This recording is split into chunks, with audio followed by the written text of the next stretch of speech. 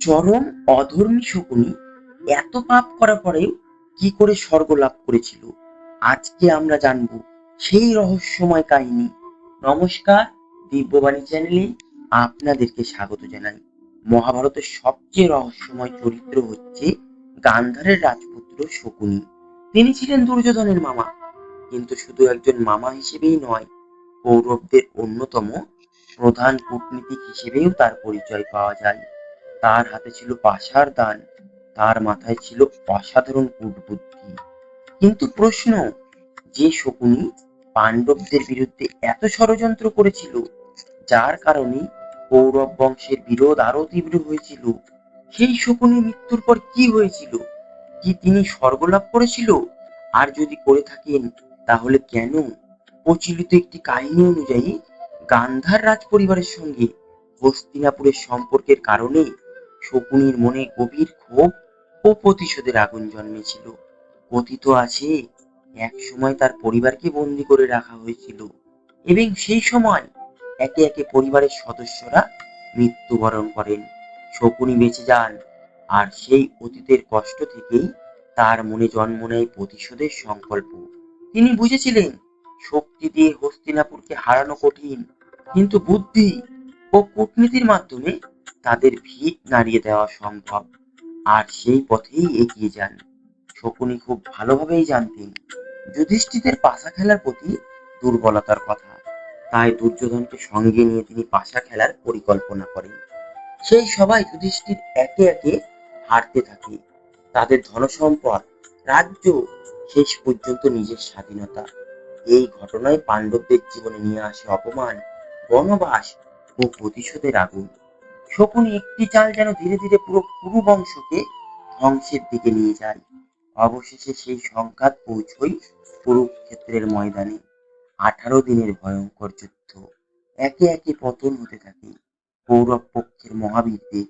ভীষ্ম পতিত হলেন, দ্রোণ পতিত হলেন, কর্ণ পতিত হলেন, দুঃশাসনের মৃত্যু হলো, অবশেষে দুর্যোধনের পতন ঘটল।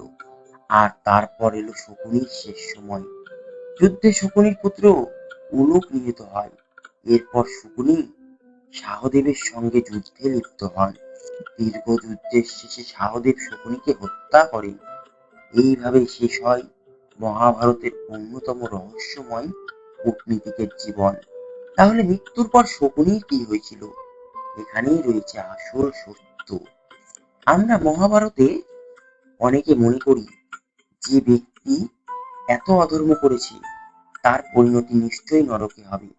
কিন্তু মহাভারতের স্বর্গরোহণী পর্বে শকুনির পরিণতি সম্পর্কে একটি আশ্চর্য তথ্য পাওয়া যায়।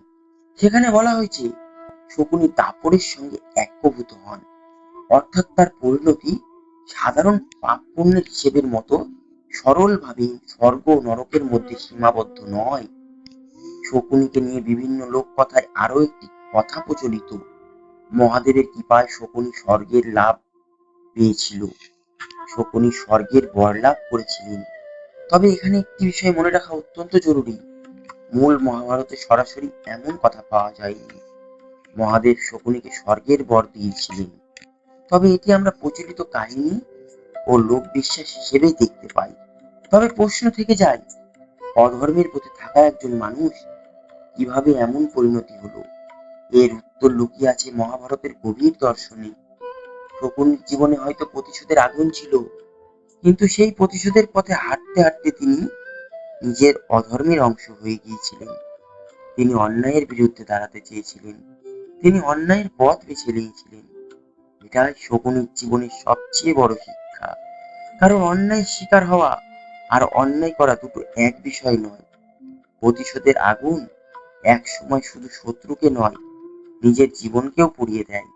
শকুনি পাণ্ডবদের হারাতে চেয়েছিল, দুর্যোধনদের জয় চেয়েছিলেন, কিন্তু শেষ পর্যন্ত কি হলো?